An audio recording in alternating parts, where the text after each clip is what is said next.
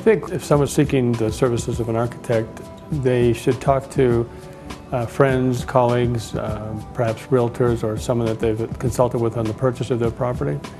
They ought to look for examples of work from architectural firms that they like and look for compatibility with their style and the architect's style. And also, I would think it would be important to look for an architect that has versatility so that the work of the architect and the desires of the client can be met. When you're looking at an architect's portfolio, there's several things to keep in mind. One is their style, their aesthetic. Does that have a match with what your desires are?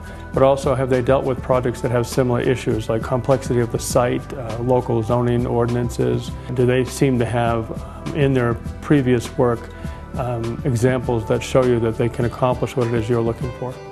I think a good match of personalities between the client and the architect should be high on the list of both parties. The architect and the client need to consider it almost like a marriage for a period of time. They're going to be working closely together. The architect needs to get to know the client quite well. You're going to know what the client's likes and dislikes are, but also more personal things like how they live in their home, what their relationship is with each other, what their family relationships and dynamics are. So it's very important for the architect to get all of that understood in order to be able to do the proper home. For some people, time is important. They want to be able to get going right away, and if that's the case, then they need to check out the firm's availability. Do they have the time to devote to the client's project right away?